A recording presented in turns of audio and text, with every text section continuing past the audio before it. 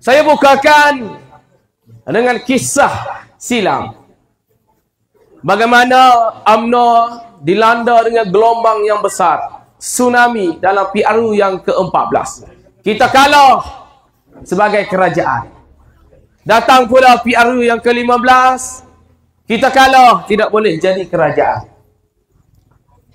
Tetapi syukur kepada Allah Subhanahu wa taala, walaupun kita ditakdirkan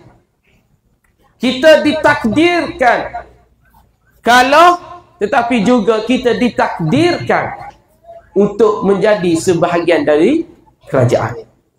Ini rezeki yang Allah kurniakan kepada parti kita.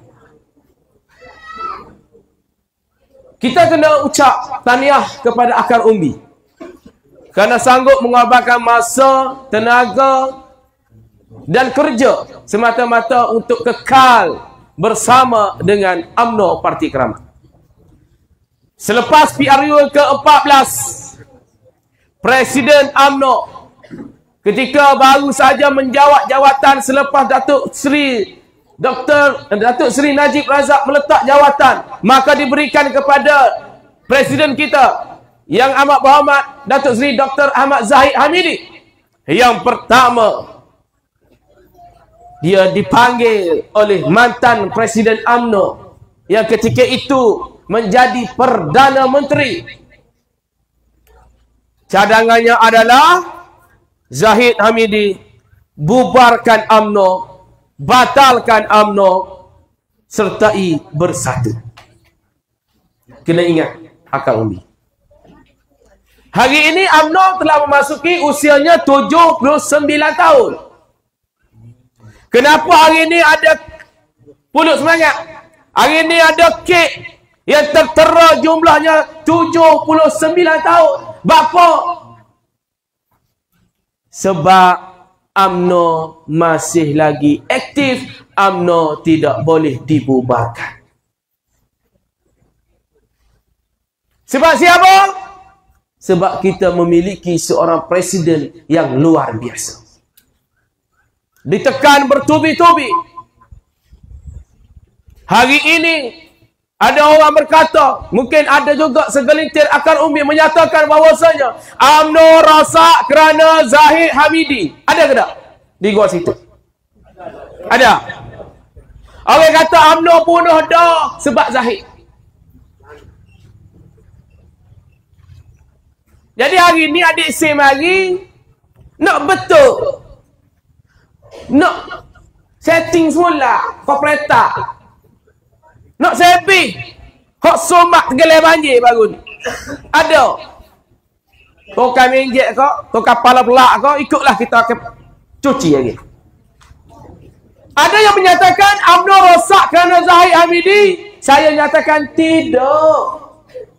UMNO tak punah kerana Zahid. Cuma Zahid rosak kerana UMNO. Ini kenyataan saya.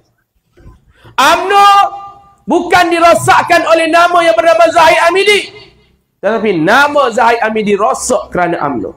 Kalau tidak kerana dia mempertahankan UMNO, dia tidak disabitkan kes 87. Kalau dia nak jaga nama baik Zahid Hamidi ketika itu,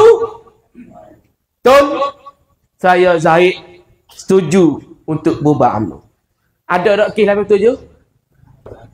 Kena masuk mahkamah kan tidak? Tapi oleh kerana dia menolak cadangan Mahathir Mohamad, maka nama dia dirosakkan, dimusnahkan dengan sabitan kes di dalam mahkamah. Jadi hari ini kita kena ucap terima kasih kepada Presiden UMNO yang amat berhormat Datuk Seri Dr. Ahmad Zahid Hamidi kerana kedegilan dan kecekalan hatinya. Akhirnya hari ini kita boleh sambut ulang tahun UMNO 79. Kalaulah ketika itu dia kata beres tu, tak ada lah kek, tak ada lah pulut, mungkin kita boleh buat salam abadi buat UMNO, buat majlis tahlil. Tak ada.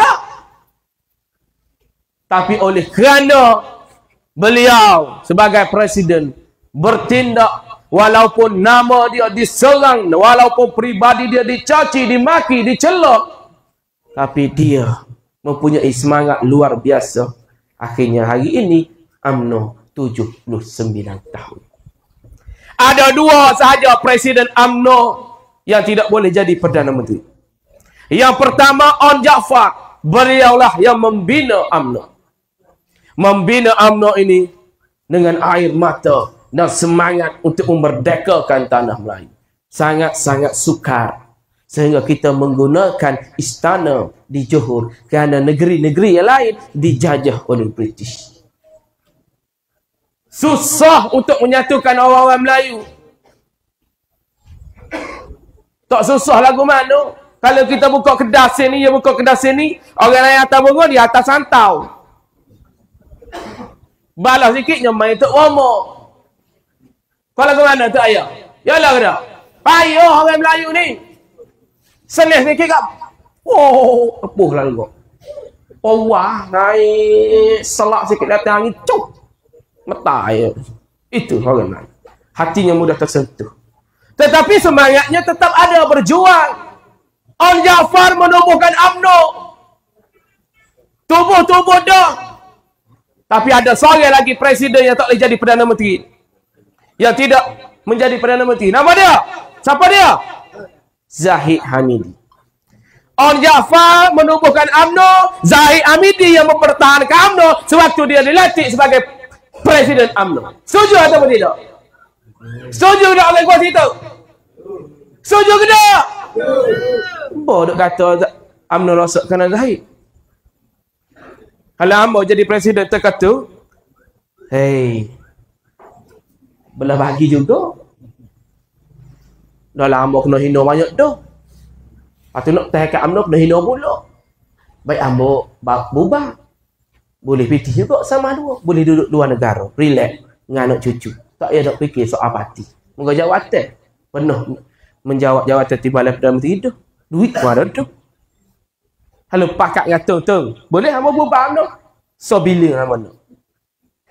Kalau dia memikirkan tentang itu, dia boleh buat. Tapi tidak. Sebab itulah orang kata macam-macam ke UMNO. Akhirnya orang yang kata pada UMNO itu, nak pada UMNO. Wah, gapo tak kata kita? Pakatan Harapan, gapo tak kata kita? Semua parti kata kita.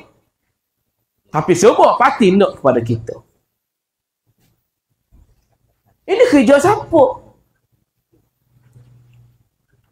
Ini kerja Allah Subhanahu wa ta'ala.